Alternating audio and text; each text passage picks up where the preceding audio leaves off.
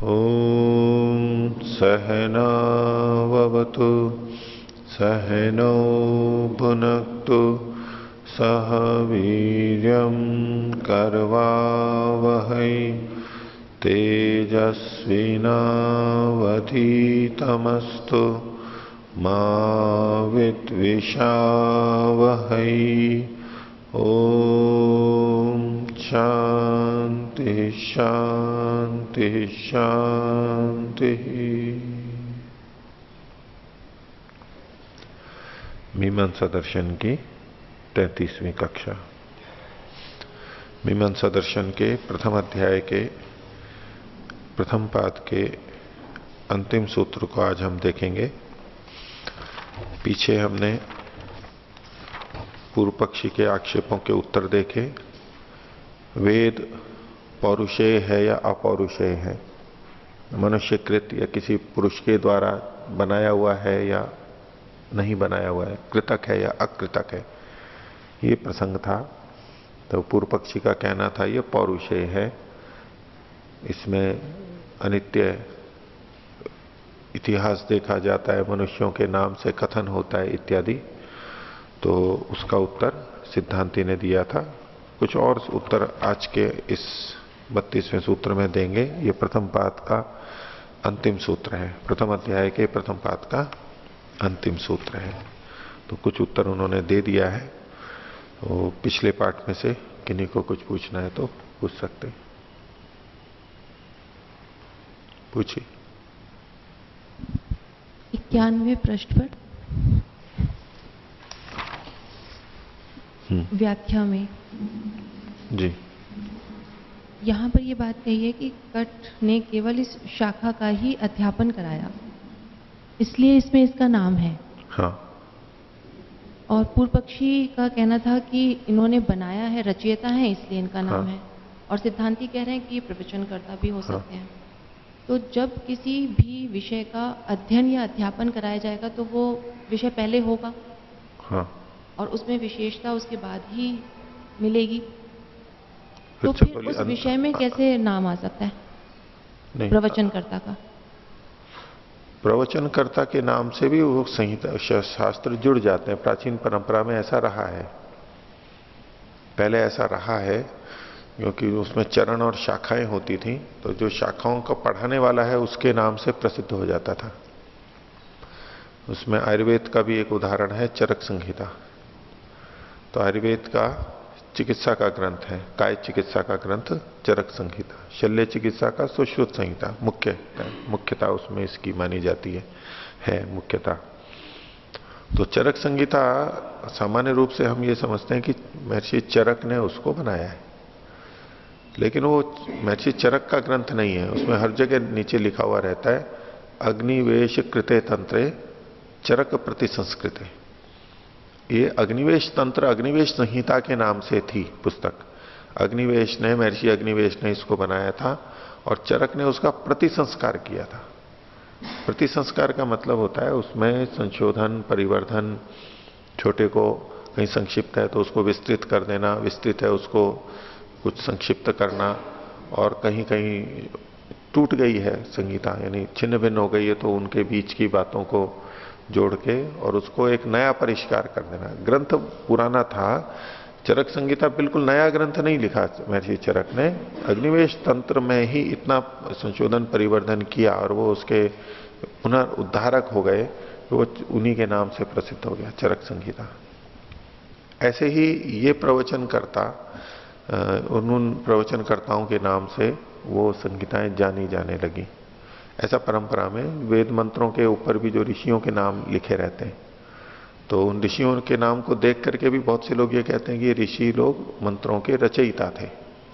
ऋषि का नाम है, जैसे कि कवि का नाम कविता के साथ में होता है इत्यादि, तो रचयिता का माना जाता है।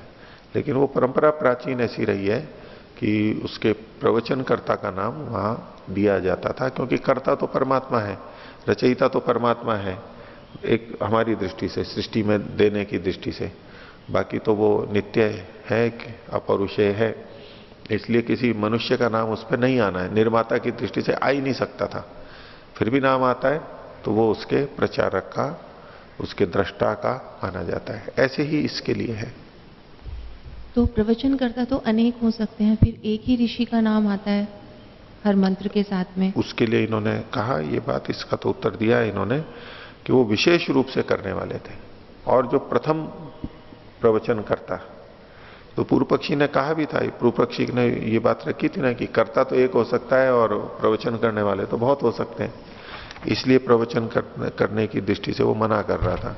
लेकिन सिद्धांती ने कहा कि कर्ता ही हो ये तो कोई निर्णय नहीं हो सकता। परंपरा में प्राचीन भी होते हैं, प्रवचनकर्ता भी होते हैं, और ये सुना जा रहा है परंपरा में कि ये प्रवचन करने वाले हैं, ये हम सुन भी रहे हैं।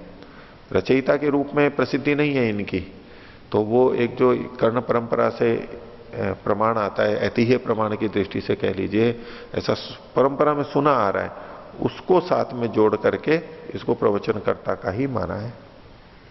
यानी ये वेद पर तो फिर खंडन नहीं हुआ, वेद मंत्रों का तो खंडन फिर भी पूर्व पक्षी के द्वारा नहीं हो सकता, क्योंकि बाद में परंपरा से आ रहा है, तो बाद के लोगों ने इसे जोड़ा है, ऐसा समझ के चलिए। फिर से बोलिए।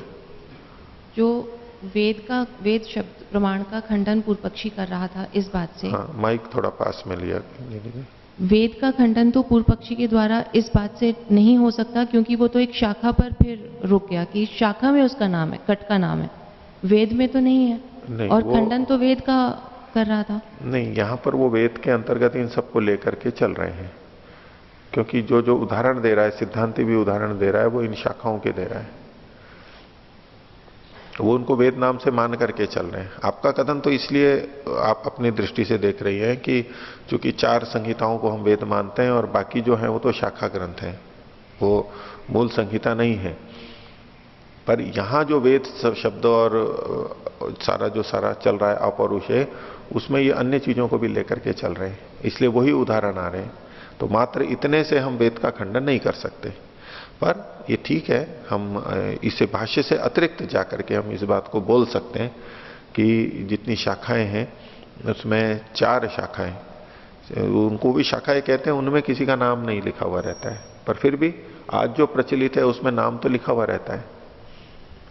आज भी जिन 4 संहिताओं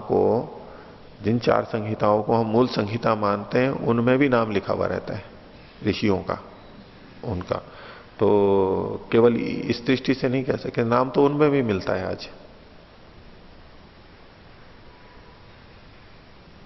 यजुर्वेद की जो संहिता अभी प्रचलित है वो वाजसनेयी शाखा का है। अथर्ववेद की जो 2 प्रचलित है उसमें हम जो करते हैं वो पैप्पलाद है, ठीक है। तो नाम तो इनके भी जुड़े हुए हैं। तो उस दृष्टि से अगर आप ये सोचें कि शाखाओं पे इन ऋषियों के नाम लिखे हैं, मूल वेद पे तो नहीं लिखे हैं, ऐसा नहीं है, इन पे भी लिखे हुए मिलते हैं। हमारे यहाँ जो प्रकाशित होती हैं उनमें से बहुतों में उनका नाम लिखा हुआ नहीं होता, लेकिन बिल्कुल ये कि ये संहिताएं पौराणिकों में रहती हैं, और हमारे यहाँ भी बहुत जगह लिखा हुआ रहता है। परोपकारिणी सभा वाली में लिखा हुआ है ऋषि, उसका नाम। तो ये प्रवचनकर्ता, व्याख्याकर्ता, उस परंपरा को चलाने वाले, उसके नाम से ही स्वीकार किए जाते हैं। तो इसे ऐसे मान सकते हैं कि बाद में जोड़े गए? बाद में जोड़े गए, हाँ बिल्कुल। तो इसका प्रमाण फिर कैसे देंगे कि बाद में जोड़े हैं? ये भी परंपरा से ही आता है, क्योंकि इनको नित्य माना जाता है, अपौरुषेय माना जाता है। वो सारी चर्चा चली रही है, पौरुषेय हो नहीं सकते हैं ये, तो फिर भी नाम आ रहा है, तो नाम का भी मान रख रहे हैं, वो प्रवचनकर्ता का माना जाएगा। शौनक शाखा अथर्ववेद की, और एक पैप्पलाद शाखा है। हम जो करते हैं वो शौनक है, ठीक है। और कोई बोलिए। ओम आचार्य जी, इन्हीं शाखाओं के विषय में कि हम लोग ऐसा सुन रहे हैं कि ऋषियों ने वेद को अलग अलग ढंग से प्रवचन किया, अपने शिष्यों को अलग अलग रीति से पढ़ाया, तो इसके कारण से फिर अलग अलग शाखाएं बन गई, ऐसा अब तक सुना था। लेकिन यहाँ पर ऐसा लिखा हुआ है कि कठ नामक ऋषि ने एक शाखा का प्रकृष्ट रूप से अध्यापन कराया, इसलिए वो काठक शाखा कहलाई। इसका मतलब ये है कि उनके प्रवचन करने से पहले भी वो शाखाएं विद्यमान थी, तो वो कैसे थी, मतलब उसको ग्रंथ थे, ग्रंथ रहे होंगे। अब इसमें पूरा तरह कहना मुश्किल है, लेकिन वो ग्रंथ रहे होंगे, क्योंकि ये जिस तरह कह रहे हैं ये भी तो उनको अपौरुषेय ही मान रहे हैं। तो अपौरुषेय है मतलब तो पहले से विद्यमान थे वो, और इन्होंने प्रचार किया, पढ़ाया, विशेष रूप से अध्यापन किया, तो उनके नाम उसमें हो गए। इनका अभिप्राय तो यही प्रतीत होता है। और उनमें थोड़ा थोड़ा सा उनके ब्राह्मण ग्रंथों में और शब्दों में जो थोड़ा अंतर मिलता है, तो उसमें शुक्ल और कृष्ण आदि का जो है वो भेद भी हमारे को मिलता है, थोड़ा निर्णयात्मक नहीं है। हम अपनी दृष्टि से कुछ मानते हैं, दूसरे कुछ और मानते हैं, उसमें भिन्नता है। तो सब संहिताओं को ही वो ईश्वरकृत मानते हैं, सबको ही वेद मानते हैं। बहुत से ब्राह्मण ग्रंथों को भी वेद के अंतर्गत ही लेते हैं। वो सारी परंपराएं हैं आज भी। जी आचार्य जी, और एक है कि यहाँ पर तो इन्होंने कहा केवल अध्यापन कराया, और पाणिनि के अनुसार काठक उसको कहते हैं जो कठे न प्रोक्तम काठकम, मतलब कठ के द्वारा जो प्रोक्त है उसको काठक कहा जाता है। तो और प्रोक्त और कृत ये दो अलग अलग तो होता है। प्रोक्त का मतलब है कि किसी चीज विद्यमान वस्तु को ही अपने ढंग से एक व्याख्यान करना, उसको प्रोक्त रूप में कहा है। तो उनके अनुसार तो ठीक है, ये शाखाएं उन्होंने बनाई, लेकिन इनके अनुसार तो पहले से ही थी, ऐसा प्रतीत हो रहा है। नहीं, प्रोक्त में भी आपने ये कहा ना, एक तो तेन कृतम अर्थ लेंगे, उसके द्वारा किया गया, एक है प्रोक्त है। तो प्रोक्त को आप ये कह रहे हैं ना कि पहले से विद्यमान है, उसको कहा, व्याख्या की, पहले से विद्यमान की व्याख्या की। तो यहां भी तो पहले से विद्यमान ही कह रहे हैं। नहीं, अध्यापन में तो जो चीज जैसी है उसको उसी रूप में ही प्रस्तुत कर देना, और व्याख्यान में जैसे कि आपने चरक का उदाहरण दिया उस तरीके से। नहीं, वो तो अध्यापन में भी दोनों बातें आ सकती हैं, लेकिन मूल तो दोनों, उस रूप में तो कोई भेद नहीं आ रहा है ना कि ये पहले से विद्यमान थे। ये तो प्रोक्त से भी सिद्ध होगा, और इनकी शैली भी वही है। ये प्रोक्त ही तो है, पढ़ाया तो प्रोक्त है, प्रवचन किया, प्रचार किया, पढ़ाया। तो जू का तू ही हो ऐसा नहीं। प्रोक्त का मतलब आप कह रहे हो कि उसमें कुछ परिष्कार भी किया, मूल में भी पहले से थी, और लेकिन मूल में भी परिष्कार कर दिया, उसको प्रोक्त अर्थ में ले रहे हैं। प्रवचन में जैसा है वैसा, उसमें मूल में कोई परिवर्तन नहीं किया, व्याख्या जैसी करनी थी वो व्याख्या तो खैर कर ही दी, मूल में परिवर्तन नहीं किया। ठीक है। और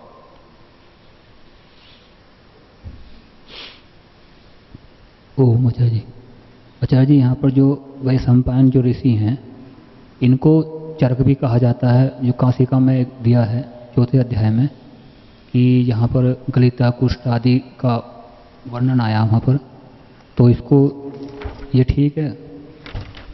युधिष्ठिर जी ने भी इस विषय में लिखा है, उस तरह का इतिहास में मिलता है। अब उसमें तो बिल्कुल ठीक यूं कहना कि ये वही है या नहीं है, इतिहास की बात है, उसमें कुछ कहना बहुत मुश्किल है। नीचे लिखा है इन्होंने विवरण में, युधिष्ठिर जी ने उस पक्ष में सारा दिया है। ठीक है।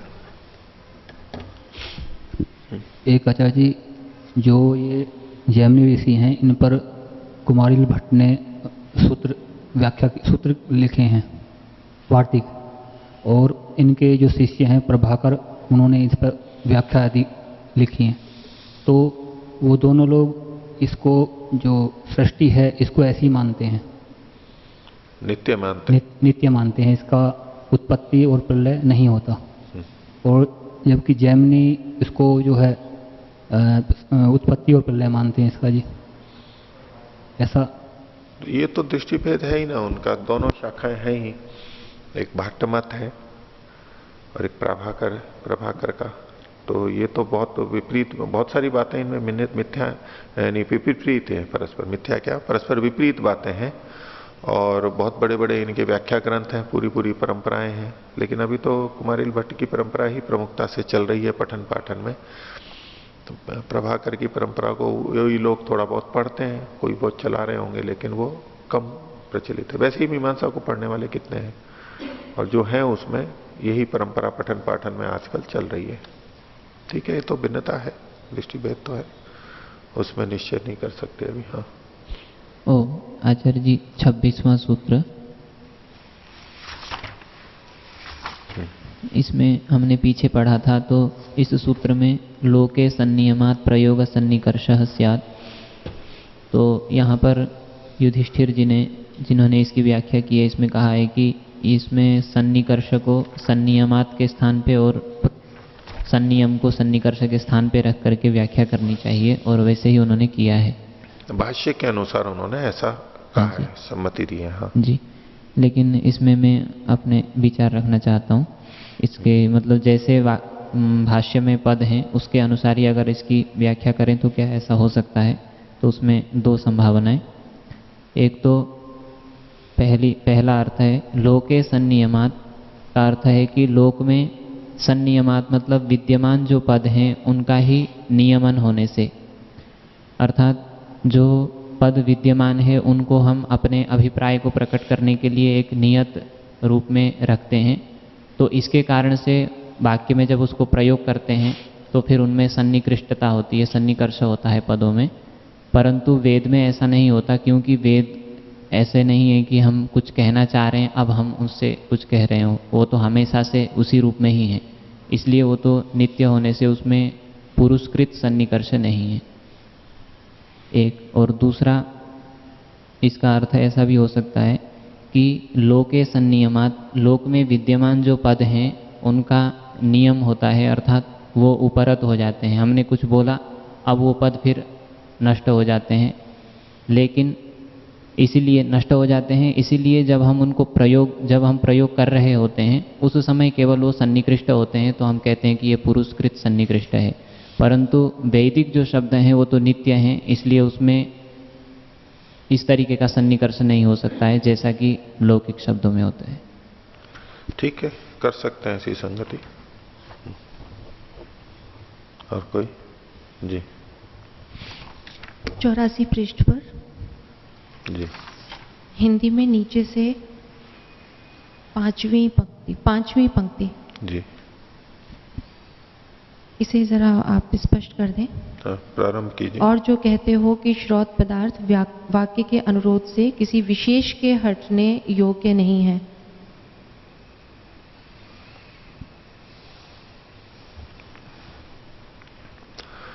ये जो ऊपर कहा था इन्होंने श्रौत पदार्थो,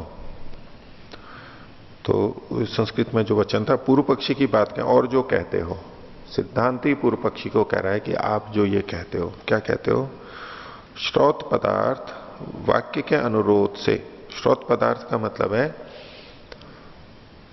जो पद हमने सुना उसका जो अर्थ है, जैसे कि शुक्ल, सफेद गाय, अब हमने जो शुक्ल या सफेद शब्द का प्रयोग किया, इसका जो अपना अर्थ है वो वाक्य के अनुरोध से कि भाई सफेद गाय यहां खड़ी है। अब ये वाक्य में आ गया प्रयोग, सफेद का गाय के साथ में यहां खड़ी है, चल रही है, ये वाक्य में प्रयोग में आ गया है। तो वाक्य के अनुरोध से मतलब वाक्य के आधार पर, वाक्य के कारण से किसी कृष्णादि विशेष के हटने, दूर होने योग्य नहीं है। विशेष के हटाने, दूर करने योग्य नहीं है। इन्होंने हटने लिखा है, वैसे तो श्रौत पदार्थों न वाक्य न कुतश्चित विशेषाद अपवर्तितुम अर्हति, विशेष से हट सकता है। कृष्णादि विशेष के या तो होना चाहिए कृष्णादि विशेष के हटाने, दूर करने योग्य नहीं है। नहीं, कृष्णादि विशेष से कर लीजिए इसको। श्रौत पदार्थ वाक्य के अनुरोध से किसी कृष्णादि विशेष से हटने योग्य नहीं है। श्रौत पदार्थ हो न वाक्यानुरोधे न कुतश्चित विशेषात अपवर्तितुम अर्हति, किसी विशेष अर्थ से हट नहीं सकता है। इसमें इन्होंने जो पीछे दिया था, विशेष वचन का मतलब हुआ कृष्णादि की निवृत्ति, न च अनर्थ को महाभूति।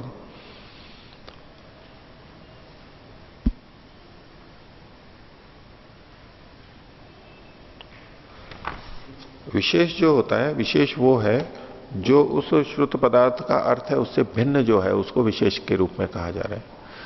कि सफेद गाय जब हमने कहा तो गाय तो सब रंगों वाली संभव थी, सफेद भी संभव थी, फिर हमने सफेद शब्द का प्रयोग क्यों किया? तो उसमें एक दृष्टि आती है कि अन्य काले लाल आदि अर्थों को हटाने के लिए शुक्ल शब्द का प्रयोग किया गया। तो ये जो कृष्ण आदि अर्थ हैं ये विशेष अर्थ हो गए। श्रुत शब्द है शुक्ल, उसका अर्थ है सफेद, ये जो हमें हो रहा है पता लग रहा है। तो यहां ये शब्द शुक्ल शब्द सफेद को ना कह करके कृष्ण आदि को हटाने के लिए आया है, ये जो कथन किया गया, ठीक है। विशेष से वो अर्थ हट गया है। विशेष का मतलब है कृष्ण आदि, अन्य अर्थ से उस शब्द का अर्थ हट गया है, ठीक है। तात्पर्य तो ये स्पष्ट हुआ। पंक्ति की दृष्टि से देख लेते हैं फिर। श्रोत पदार्थ वाक्य के अनुरोध से किसी कृष्णादि विशेष से हटने दूर होने योग्य नहीं है। से कर लीजिए इसको, कृष्णादि विशेष से, मैं जैसा समझ रहा हूं उसके अनुसार बोल रहा हूं। है किसमें? 81 में। अच्छा हाँ ठीक है, पीछे देखिए यहां वाक्य के अनुरोध से किसी शुक्ल व कृष्ण पद विशेष से अपवर्तित नहीं होती। हाँ, के की जगह से कर लीजिए। जो विशेष अर्थ है दूसरा कृष्णादि, उससे ये शुक्ल सफेद अर्थ हट नहीं सकता है, ये पूर्व पक्षी ने कहा। तो उसका उत्तर फिर सिद्धांति ने आगे दिया। आगे भी देखना है यहां तक। तब ये कृष्णादि विशेष है और जो अन्य है वो सामान्य है, तो सामान्य हटने योग्य नहीं होने चाहिए, फिर विशेष कैसे हटने योग्य नहीं है? नहीं, कृष्णादि विशेष के की जगह से कर लिया है आपने पहले। तो हटाने वाला कौन है? कृष्णादि अर्थ, और हटने वाला कौन है? सफेद अर्थ। तो वो सामान्य हुए। सामान्य मत कहिए उसको, वो शुक्ल का जो अपना अर्थ है, श्रुत पदार्थ है जो है, श्रुत पद का जो अर्थ है वो है सफेद। वो विशेष अर्थ से, विशेष अर्थ वो हुआ जो उस पद से सीधे सीधे नहीं आ रहा है, लेकिन फिर भी हम लेकर के आए हैं कृष्णादि का हटना, कृष्णादि अर्थ, उसको हटाने की दृष्टि से वो अर्थ इस शब्द से कैसे आ सकता है? तो इसको सामान्य न कह करके, है तो ये भी विशेष ही, लेकिन पद का जो अपना अर्थ है उससे भिन्न अर्थ के द्वारा पद का अर्थ नहीं हटाया जा सकता। भाई जो पद पढ़ा गया है उसका अर्थ आना चाहिए, एक सामान्य युक्ति की बात ठीक ही है, उसको पूर्व पक्षी ने रखा है। तब यहां विशेष कहने का क्या प्रयोजन? विशेष का मतलब हुआ शब्द ने जिसको नहीं कहा उससे भिन्न हम कुछ अतिरिक्त लेकर के आए, वो विशेष अर्थ हो गया। उससे भिन्न जो है उसको विशेष शब्द से यहां पर कहा गया। विशेष शब्द अनेक अर्थों में प्रयोग किया जा सकता है। एक पद अकेला होता है, उसके कई अर्थ हो सकते हैं, सामान्य अर्थ जो होते हैं व्यापक, वो तो ठीक है, लेकिन वो भी विशेष, हर पद अपने विशेष अर्थ को देता है, ये भी हम कह सकते हैं। जैसे गाय शब्द है, अब गाय शब्द के बहुत सारे अर्थ हो सकते हैं, यानी काली पीली नीली सब तरह की गाय, गाय गो मात्र में वो प्रयोग किया जा रहा है। इस दृष्टि से हम कहेंगे कि गाय शब्द सामान्य अर्थ को कह रहा है। जब हम वाक्य और शब्द के अर्थ की संबंध में जो चर्चा कर रहे थे पहले, उसमें उन्होंने कहा था कि पद अकेला जब होता है तब अपने सामान्य अर्थ को कहता है, और वाक्य में जब आता है तब विशेष अर्थ को कहता है। ठीक है, मैं सामान्य विशेष की दृष्टि से अभी बात कह रहा हूं। तो गाय शब्द अकेली, जब गाय शब्द अकेला होगा तो वो सामान्य अर्थ को कह रहा है। लेकिन दूसरी दृष्टि से देखें कि एक शब्द है वस्तु, एक शब्द है गाय। वस्तु सामान्य को कह रही है, वस्तु के अंदर गाय भी आ गई, वृक्ष भी आ गया, लेकिन गाय शब्द किसको कह रहा है? अब वस्तु शब्द की दृष्टि से कहेंगे तो बोले ये विशेष को कह रहा है, पर जब हम एक पद की दृष्टि से देखते हैं तो कहेंगे कि गाय शब्द सामान्य अर्थ को कह रहा है। ठीक है, तो किसी शब्द का जो अपना अर्थ होता है वो विशेष भी कहलाता है, वो विशेष भी कहलाता है।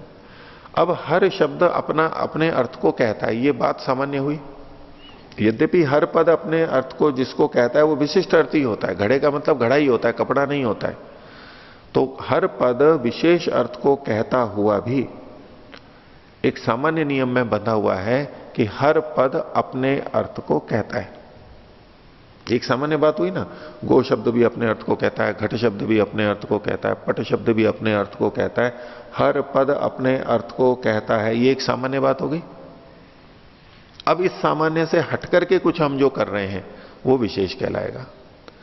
सामान्य मतलब जो नियमतः प्रायः हो रहा है, प्रायः हर पद का अपना अर्थ ही वाक्य में प्रतीत होता है। यद्यपि विशिष्ट होकर के होता है, नियमित होकर होता है, लेकिन सामान्य रूप से अपना ही अर्थ आता है। लेकिन जो पद नहीं कह रहा है, उस कृष्णादि का हटना इस श्वेत शब्द से, शुक्ल शब्द से आ ही नहीं रहा है। अब ये जो अर्थ लिया ये विशेष हो गया। सामान्य रूप से हम मान लीजिए यहां पर श्वेत वस्त्र पहनते हैं, अब उसमें कोई दूसरे रंग का कपड़ा पहन रहा है तो वो विशेष हो जाता है ना। हट करके जो होता है, सामान्य से जो जनरल होता है उससे हट करके कुछ होता है वो विशेष। और इसीलिए हट करके हम रंग बिरंगे कपड़े पहनते हैं कि हट करके दिखेंगे, हट करके कुछ भी करेंगे तो हट करके होगा। कुछ अलग तरह की हमारी चप्पल होगी, अलग तरह की खड़ाऊ होगी, ऐसे कुछ जो अलग अलग तरह की मूछें होंगी, वो हट करके करना चाहता है व्यक्ति और वही विशेष हो जाता है। तो शब्द अपने अर्थ को कह रहा है, ये सामान्य हुआ, यद्यपि विशिष्ट है वो, पर इस दृष्टि से सामान्य हुआ। और उस अर्थ से हट करके किसी अर्थ को ले रहा है, ये विशेष अर्थ हो गया। इसलिए कृष्णादि विशेष हो गया और सफेद अर्थ सामान्य हो गया। ठीक है, तब सामान्य हो गया या विशेष, वो भी विशेष ही रहा। फिर से बोलिए। सफेद जो है, श्वेत है, वो फिर सामान्य हो गया। वो इस दृष्टि से सामान्य हो गया। अभी ये सामान्य के रूप में बोल रहे हैं क्योंकि कृष्णादि को विशेष कह दिया इन्होंने। सामान्य और विशेष शब्द सापेक्ष रूप से बदलता रहता है। हम मनुष्य सामान्य है, भी सब सामान्य मनुष्य हैं, लेकिन अन्य प्राणियों की अपेक्षा हर मनुष्य विशेष है। तो एक ही चीज सामान्य और विशेष किस संदर्भ में कही जा रही है उससे देखा जाएगा। तो यहां कृष्णादि को ये विशेष कह रहे हैं, उससे ये सामान्य अर्थ, जो पद का अपना अर्थ स्वाभाविक होता है, वो सामान्य मान करके वो हट रहा है, ये कहा गया। ठीक है, तो आगे चलेंगे।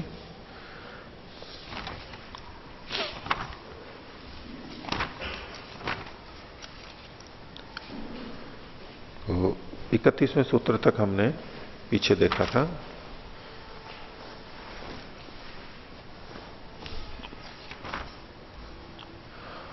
और 32वें सूत्र की भूमिका में ये रहा कि पूर्व पक्षी ने कहा कि ये बच्चों और उन्मत्त लोगों के वाक्य के समान नहीं है, ये वेद के वाक्य। जिनको ये वेद मानते हैं वो सब उस संदर्भ में ही लेके चलिएगा कि जो जो वाक्य संहिताओं के, ब्राह्मणों के, वो जो देखते हैं उन सबको ये वेद मान के कह रहे हैं। जैसे कि वनस्पतय सत्रम आसत, सर्पा सत्रम आसत, वनस्पतियां सत्र में बैठी हैं, किया उन्होंने, सर्पों ने किया। ये सत्र सोमयाग हैं, कुछ विशिष्ट क्रियाएं हैं, व्यवस्थित क्रियाएं हैं, वो वृक्ष और सर्प आदि से नहीं हो सकती, उसकी उनसे हम अपेक्षा नहीं कर सकते। उनकी बुद्धि का और साधनों का विकास ऐसा नहीं है। और यथा जरद गवो गायती मत्तकानी, तो ये जरद गवो गायती मत्तकानी, ये तो लौकिक वाक्य लिया है कि बूढ़ा बैल गा रहा है। तो ये जैसे प्रमत्त वाक्य है, ऐसे ही ये भी प्रमत्त वाक्य है। तो कथम व वनस्पत है सर्पा व सत्रम आसीरन, ये कैसे सत्र को कर सकते हैं, ये पूर्व पक्षी का आक्षेप है। इसका उत्तर सिद्धांति दे रहा है उच्यते। 32वां सूत्र, कृते वा विनियोग स्यात् कर्मणः संबंधात्। कृते का मतलब यहां कर्म को लिया, कृत का मतलब यहां कर्म लिया, और कर्म में विकल्प से कर रहे हैं पूर्व पक्ष को हटाने के लिए। तो कर्म में इनका विनियोग होता है, कर्म में ऐसा विशेष संबंध देखा जाता है।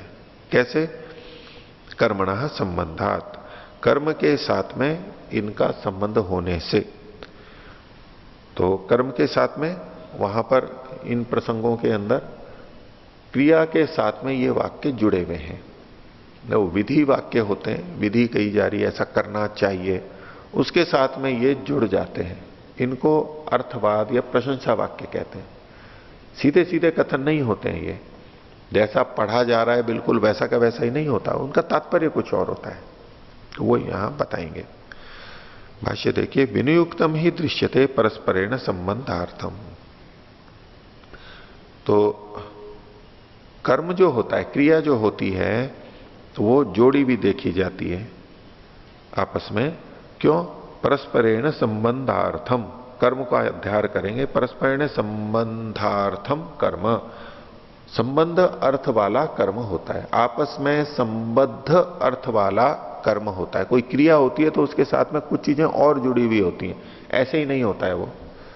पूर्व पक्षी ने कहा था ये वाक्य तो प्रलाप मात्र हैं, बालोन्मत्त के समान हैं, ऐसे ही कुछ भी बोल दिया। तो बोले नहीं, ये जो क्रियाएं हैं ये संबद्ध होती है और उस संबद्धता के अनुसार ही वाक्य की रचना होती है, इसलिए ये बाल और प्रमत्त के समान नहीं है। कैसे? तो देखो दिखा रहे हैं, कथम। तो ज्योतिष्टोम इति अभिधाय कर्तव्य इति उच्यते। ज्योतिष्टोम ये नाम है एक याग का, ज्योतिष्टोम, और उसके साथ में क्या लिखा? कर्तव्य है, वो करना चाहिए। तो ज्योतिष्टोम ये विपरीत अल्प विराम में एक अंश, इति से हमको पता लगता है, ज्योतिष्टोम इति अभिधाय, ऐसा कह करके कर्तव्य इत्युच्यते, और कर्तव्य ये भी एक शब्द हो गया, ये कहा जाता है। अब यहां पर ज्योतिष्टोम करना चाहिए, तो किसके द्वारा करना चाहिए? ये हमारे को आकांक्षा है। तो कहा केन इति आकांक्षित सोमेन इति, किसके द्वारा किया जाए? कोई सोमयाग करें, ये जो अग्निष्टोम करें, ज्योतिष्टोम करें, तो किससे करें? यानी उसमें क्या, किस चीज की आहुति देंगे? होम किससे करेंगे? घी से करेंगे, सामग्री से करेंगे, किसी औषधि से करेंगे? ये तो आकांक्षा रहेगी ना। तो किससे करेंगे? तो केन इति आकांक्षित, ये हमारी आकांक्षा यानी हमें जानने की इच्छा है। तो कहा सोमेन इति, सोम के द्वारा करेंगे। तो ज्योतिष्टोम करे, इसके साथ ये इस क्रिया के साथ में ये संबद्ध चीज जुड़ी हुई है, ऐसे ही नहीं व्यर्थ जुड़ा हुआ है। किससे करें? सोम से करें। और किमर्थम इति, ये भी आकांक्षा होती है, क्यों करे? ये ज्योतिष्टोम करे तो क्यों करे? किसी भी कर्म के लिए हमारे मन में ये आएगा कि ये क्यों किया जाए।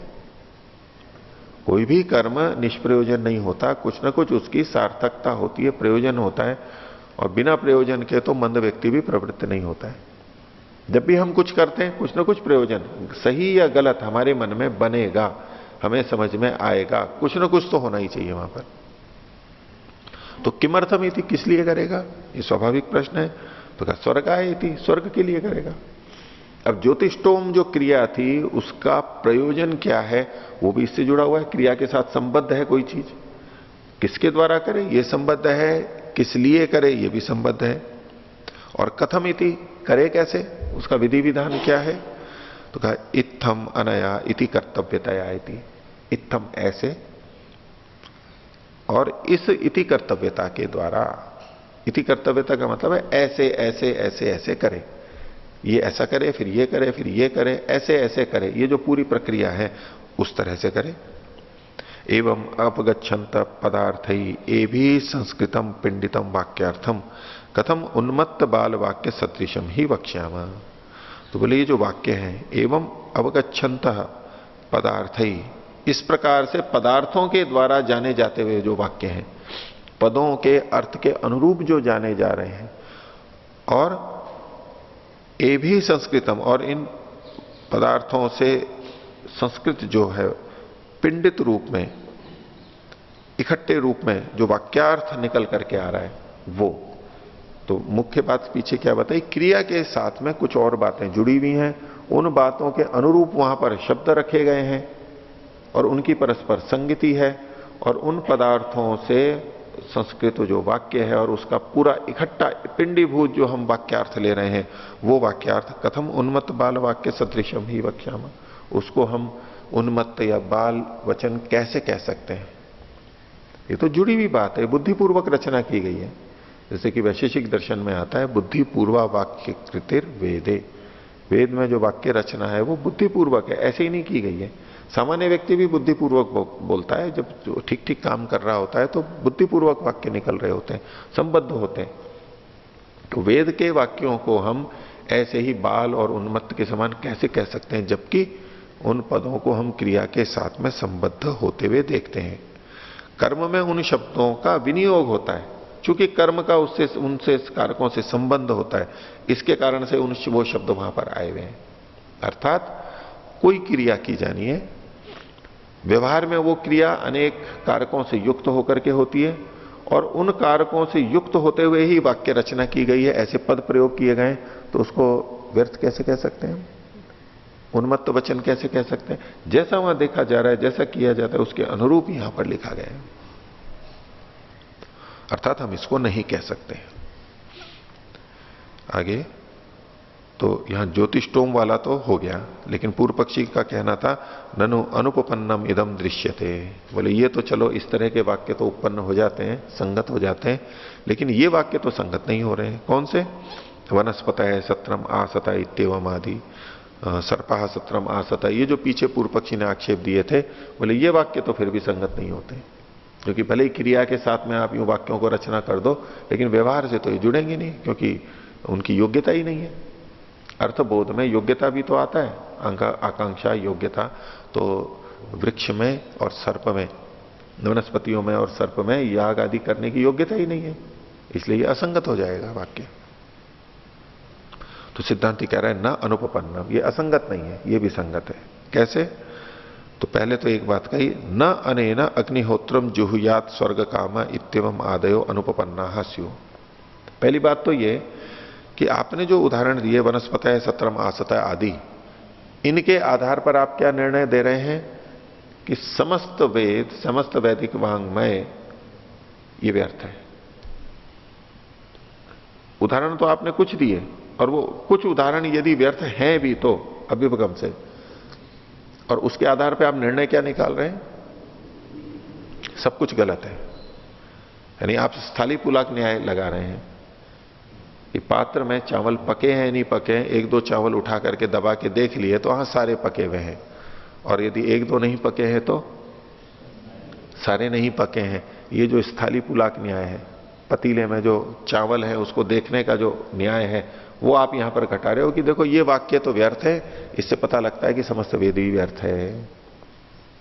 तो उसके ऊपर कह रहे हैं यहां स्थाली पुलाक न्याय नहीं लगेगा। यदि अभ्युपगम से यदि वनस्पति आदि अनुपपन्न है भी, तो आप ये कैसे कह रहे हो कि अग्निहोत्रम जुहुयात स्वर्ग काम है, ये भी अनुपपन्न हो गए, असंगत हो गए, ये आप कैसे कह रहे हो? तो पहली बात तो सारे असंगत नहीं है, आपने सबको असंगत सिद्ध नहीं किया है। जो असंगत सिद्ध नहीं है वो तो संगत है ही, सारे को आप गलत नहीं कह सकते। उसकी दृष्टि को ठीक किया है पहले तो, अति में जाकर के सबको गलत सिद्ध कर रहे हैं, एक तो ये नहीं हो सकते। दूसरा कह रहे हैं अपीच, और जिन वाक्यों को आपने कहा है उन पे आप चर्चा करेंगे कि संगत है या असंगत है, उपपन्न है या अनुपपन्न है। तो अपीच वनस्पतयः सत्रम आसते इत्येवम आदयो अपि न अनुपपन्ना। वनस्पतय सत्रम आसते, इस प्रकार के जो वाक्य जिनको आप कह रहे हो कि ये असंगत है, अनुपपन्न है, असिद्ध है, वो भी वास्तव में असिद्ध नहीं है, वो सिद्ध है। कैसे है वो आगे बताएंगे। बोले स्तुतयो ही एता सत्रस्य, ये जो वचन है ये सत्रों की स्तुतियां हैं। ये जो सत्र किए जाते हैं, सोमयाग किए जाते हैं बड़े बड़े, उनकी प्रशंसा में है ये अभिधा में सारा जू का तो नहीं लिया जाएगा, ये प्रशंसा के वाक्य हैं। स्तुतयो ही एता सत्रस्य, क्या? वनस्पतयो नाम अचेतना इदम सत्रम उपासितवन्तः। वनस्पतियां अर्थात जो अचेतन है उन्होंने भी इस सत्र को किया है। तो किम पुनर्विद्वांसो ब्राह्मणा इति, तो फिर विद्वान ब्राह्मण क्यों नहीं करेंगे? तो वनस्पतियों तक ने कर लिया तो वो तो करेंगे ही, अवश्य करेंगे वो। तो यहां पर ये केवल इनकी स्तुति की जा रही है, ये ऐसी चीज है, ये ऐसा ऐसा याग है, ये सब इतने अच्छे हैं कि वनस्पतियां तक इसको कर लेती हैं।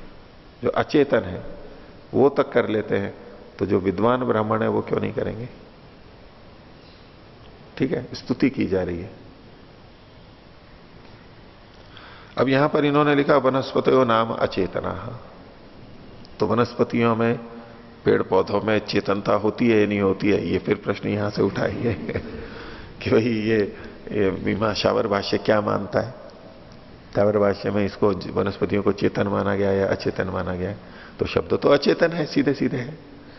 अब इसको हमारे को पता है कि भाई वनस्पतियां तो चेतन होती है, वो तो अलग से भी सिद्ध है हमारे को। तो यहां तात्पर्य क्या लिया जाएगा? अचेतन, जो अनिषेध अर्थ आता है वो अल्प अर्थ में भी आता है, अल्प चेतन होती है। चेतनता में भिन्नता होगी ना, कोई मनुष्यों की चेतनता अलग है, अलग तरह से है बाह्य रूप में, और पेड़ पौधों की अलग है। अंदर से आत्मा तो एक जैसी है, लेकिन जैसे हम संवेदनशील हैं, बाह्य चेतना हमारी रहती है, हम प्रतिक्रिया करते हैं, प्रसन्न होते हैं, हाव भाव हमारे आते हैं, ऐसे पेड़ पौधों के नहीं आते वनस्पतियों के। इस दृष्टि से वो अचेतन है, यानी अल्प चेतन है। तो जिनको बहुत कम चेतना है वो तक सत्र में बैठे रहे, तो जो जानने वाले हैं, चेतन है, विद्वान है, वो क्यों नहीं होंगे। और दूसरा यहां पर पुनर्विद्वांसो ब्राह्मण, विद्वान ब्राह्मण से उनकी तुलना की गई, तो ये जो जानने वाले हैं, और अचेतना मतलब जो नहीं जानने वाले हैं इसके बारे में, वो भी खड़े रहे वहां पर, वो भी करते रहे। प्रशंसा मात्र है, ये स्तुति मात्र है। दूसरा, अगर हम यहां वनस्पतियां मतलब कटी हुई वनस्पतियां लें तो फिर भी लगा सकते हैं आप। अचेतन मतलब तो पूरी तरह ही जो पेड़ पौधे कटे हुए हैं जिनमें अब चेतना नहीं है बिल्कुल ही, या तो उस तरह से संगति लगा लेंगे, और नहीं तो अगर हरे वालों को भी लेना है तो ये अल्प चेतन है। ये मूर्खता के लिए है, चेतन ज्ञान की न्यूनता के लिए अचेतन शब्द कह दिया। और जैसे जड़ कह देते हैं, पेड़ पौधों को जड़ भी महर्षि ने लिखा है, तो वो जड़ के आधार पर फिर वो जो पेड़ पौधों में जीव नहीं मानते वो कहते हैं देखो जड़ लिखा है। जड़ का मतलब तो बिल्कुल अचेतन होता है। जड़ शब्द तो हम जो जिसकी बुद्धि नहीं चल रही है उसके लिए भी प्रयोग करते हैं कि तो जड़ है, बिल्कुल है नहीं, जड़ के समान है। वास्तव में जड़ नहीं है, यूं तो चेतन ही है वो। तो ये जड़ शब्द का प्रयोग तो उस अर्थों में भी होता है। तो इससे ये नहीं सिद्ध करना है हमारे को कि वनस्पतियों में जीव नहीं होता है, अल्प चेतन होते हैं, यही तात्पर्य। तो ये स्तुति हुई, ये सत्रों की स्तुति हुई। इसके लिए एक लौकिक उदाहरण दे रहे हैं। तद्यथा लोके, लोक में क्या कहा, संध्यायाम मृगा भी न चरंती। जब संध्या काल आता है सुबह शाम, तो उसमें हिरण भी नहीं चलते हैं, घूमते फिरते नहीं है। जैसे कल वो बोल रहे थे कि संध्या के समय पक्षी भगवान की भक्ति कर रहे होते हैं, भगवान का नाम ले रहे होते हैं। बोले जब पक्षी भगवान का नाम लेते हैं तो मनुष्य क्यों नहीं लेगा। और जो मनुष्य होते हुए भी भगवान का नाम नहीं लेता है सुबह शाम संध्या के समय, तो पशुओं से पक्षियों से भी गया बीता है। ऐसे अब ये जो कथन है ये केवल स्तुति मात्र है, संध्या की स्तुति मात्र है कि भाई उपासना संध्या करनी चाहिए, इतनी श्रेष्ठ है। तो इसलिए लोक में कहा संध्याया मृगा भी न चरंते किम पुनर्विद्वान सो ब्राह्मणा थी।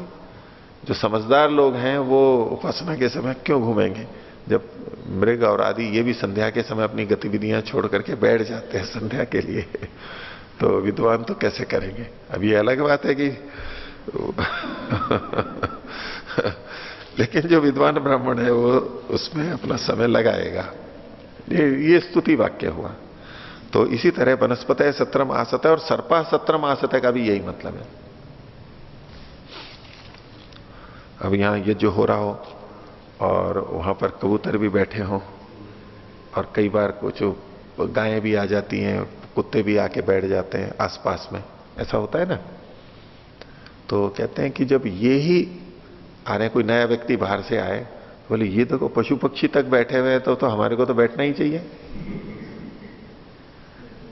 वहां दक्षिण में कई मंदिरों में हाथी से माला अर्पण करवाते हैं और पूजा पाठ करवाते हैं। वो हाथियों को बचपन से ही ऐसा सिखाते हैं। वो हाथी जाता है, पूजा करता है, उसके लिए समय निर्धारित करते हैं, लोग देखते हैं, देखो हाथी आकर के पूजा करता है।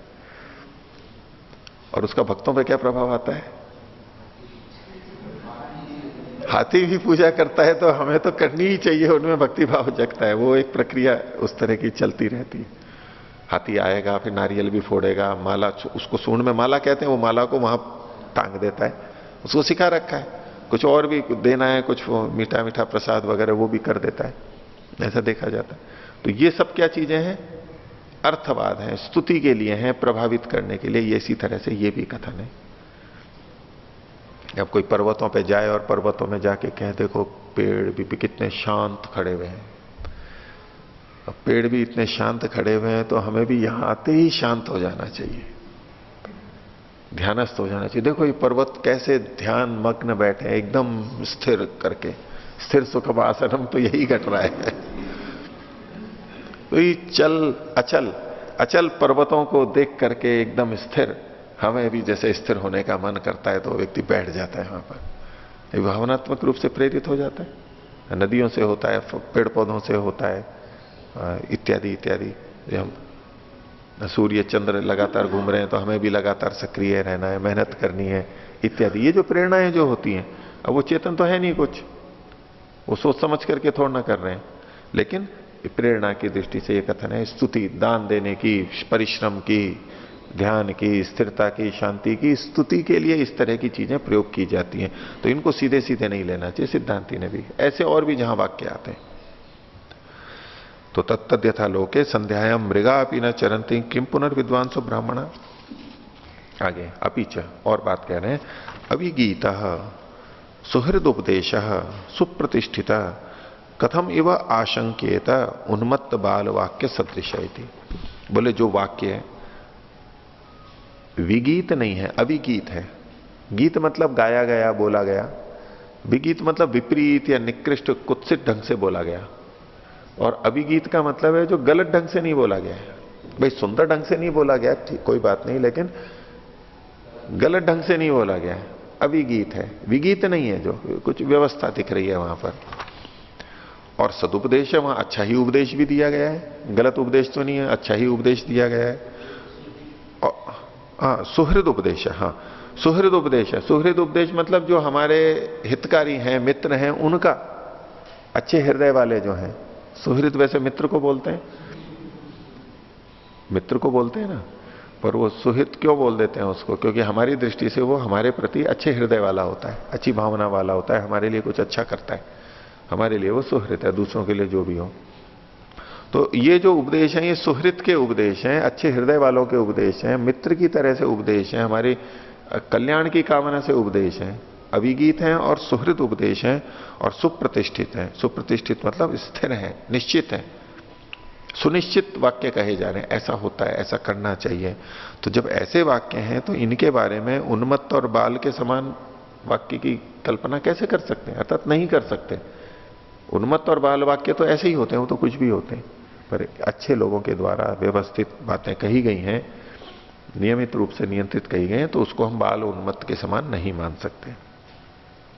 तस्मात् चोदना लक्षणों अर्थो धर्म इति सिद्धम। इसलिए जो पीछे सूत्र कहा था कि जो प्रेरक वाक्य हैं उनसे जो अर्थ पता लगता है वो धर्म है। धर्म के लिए हमें उन प्रेरक वाक्यों तक ही जाना पड़ेगा, शास्त्रों के वाक्यों तक जानना पड़ेगा, ये सिद्ध हुआ। अर्थात इसका आधार वही है, केवल लोक के आधार पर निर्णय नहीं किया जा सकता, इसलिए उनका, उन वचनों का प्रामाण्य है। तो इति वेद से अपौरुषेयत्वाधिकरणम, वेद के अपौरुषेयत्व का अधिकरण हुआ, उसको समझा दिया। और इस प्रकार ये मीमांसा दर्शन के प्रथम अध्याय का प्रथम पाद समाप्त हुआ। और इसको तर्कपाद नाम से भी कहा गया, क्योंकि इसमें बहुत सारे तर्क होते रहे, पक्ष विपक्ष के तर्क, युक्तियों से अपनी बातों को सिद्ध करने का प्रयास किया, तो ये तर्कपाद के नाम से भी जाना जाता है। और इसके लिए अलग पुस्तकें भी मिलती हैं, इतने के ही अलग अलग व्याख्याएं हैं इनकी, इतने भाग की बड़ी विस्तृत व्याख्याएं मिलती हैं जो हमने अभी तक पढ़ा। ये भूमिका के रूप में है, पृष्ठभूमि मीमांसा की सिद्धांत मैंने यहां पर देखे। एक पीछे प्रसंग आया था सूर्य की गति का, 29वें पृष्ठ पर।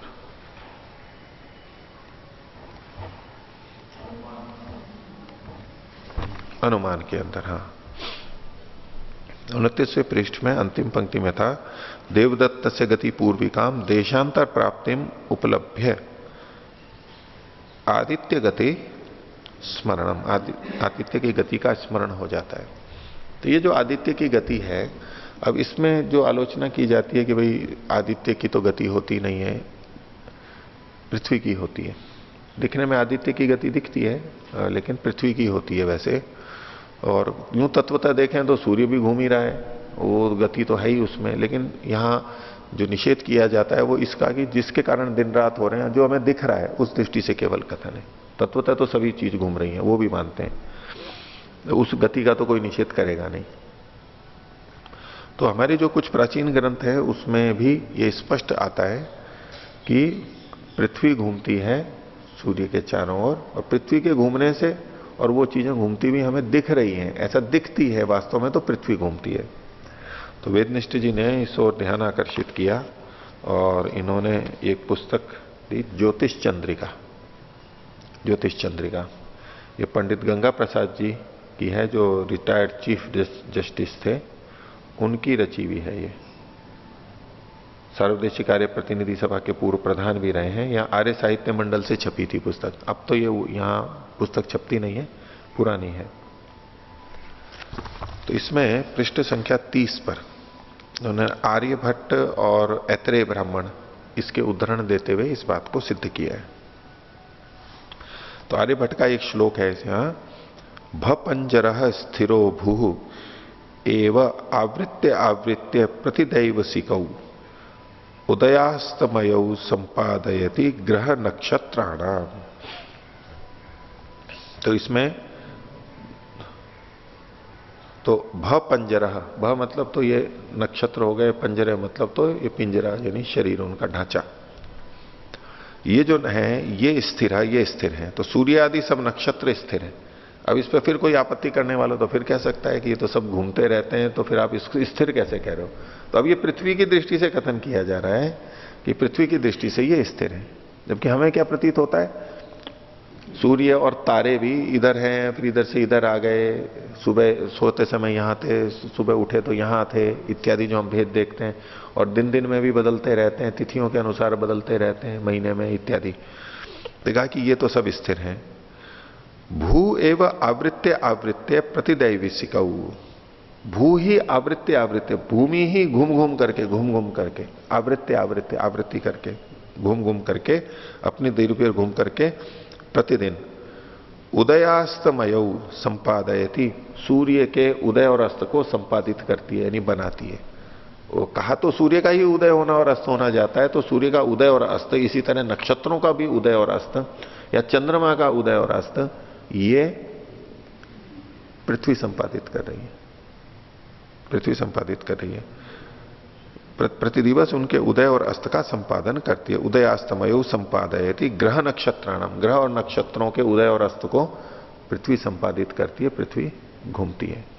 अब चूंकि हमें सबको पता है, यहां भले ही इन्होंने इनको भपंजर को यानी प्रकाशमान लोकों को स्थिर कहा है, लेकिन जब वेद मंत्र सीधा ही कह रहा है जगत्याम जगत, ये सारा जगत गतिशील है, नाम ही जगत है इसलिए कि वो गतिशील है, और उस गतिशील में भी जो अलग से विशेष गतिशील है, तो वो विशेष विशेष गतियां भी अपनी हैं, और सामूहिक रूप से जो सबकी गति है वो भी गति है। क्योंकि सूर्य जो घूम रहा है जिस तरह से आकाशगंगा के केंद्र की तरफ, केंद्र को मान करके जहां घूम रहा है, तो पृथ्वी अपनी जगह घूमती हुई और सूर्य के चारों ओर चक्कर लगाती हुई, ये दो उसकी अपनी गतियां होते हुए भी सूर्य की जो गति है घूमने की केंद्र के, उसके साथ साथ वो भी चल रही है, वो एक अतिरिक्त गति चल रही है उसकी, वो तो चल ही रही है। और चंद्रमा भी सूर्य वाली गति के साथ साथ चल रहा है, यानी वो पृथ्वी से जुड़ा हुआ है, तो पृथ्वी जैसे जैसे चल रही है उसके साथ घूम रहा है, और पृथ्वी सूर्य से जुड़ी है तो सूर्य से चल रहा है, और चंद्रमा की अपनी भी तो साथ में है ही। और एक वाक्य इन्होंने दिया वचन ऐत्रेय ब्राह्मण का कि सवा एष न कदाचन अस्तम एति नोदेति, ये सूर्य वास्तव में न तो उदय होता है न अस्त होता है, दिखता है लेकिन होता नहीं है। तम यद अस्तम एति इति मन्यन्ते अन्नम एव तदंतम इत्वा अथ आत्मानम विपर्यस्यते, जिसको ये लोग कहते हैं कि अस्त हो गया है सूर्य, वो दिन समाप्त हुआ है, दिन समाप्त होकर के विपर्य हो जाता है, यानी रात की तरफ चला जाता है।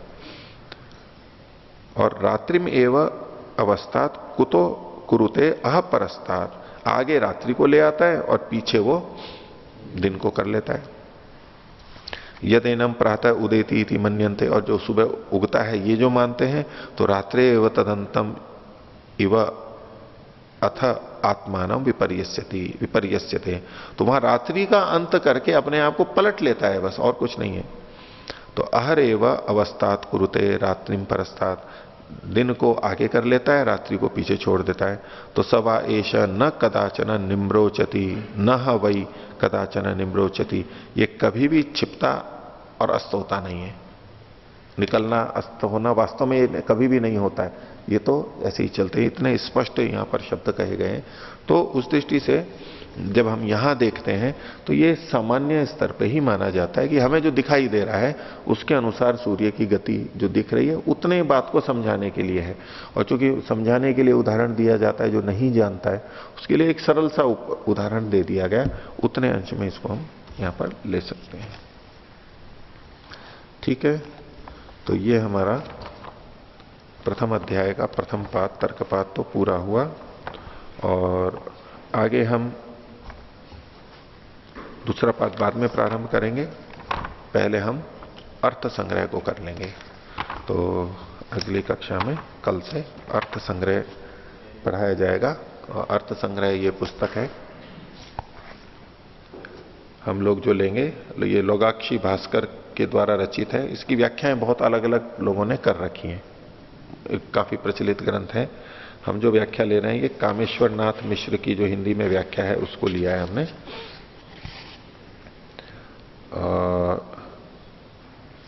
नहीं, प्रकाशिका हिंदी व्याख्या है, व्याख्याकार कामेश्वर नाथ मिश्र हैं। और वैसे परमहंस रामेश्वर शिव योगी भिक्षु विरचित मीमांसार्थ संग्रह कौमुदी और संस्कृत व्याख्या तथा जब प्रकाशिका हिंदी व्याख्योपेता, हिंदी संस्कृत दोनों इसके अंदर है। मूल भी है, मूल अर्थ संग्रह है लोगाक्षी भास्कर का, फिर उसकी संस्कृत में व्याख्या है और हिंदी में भी उसकी व्याख्या है। ये चौखंबा सुर भारती बनारस से या तो दिल्ली में ये मिल जाती है पुस्तक, इसको हम आगे देखेंगे। तो आज का पाठ इतना ही रखते हैं। प्रणव ध्वनि।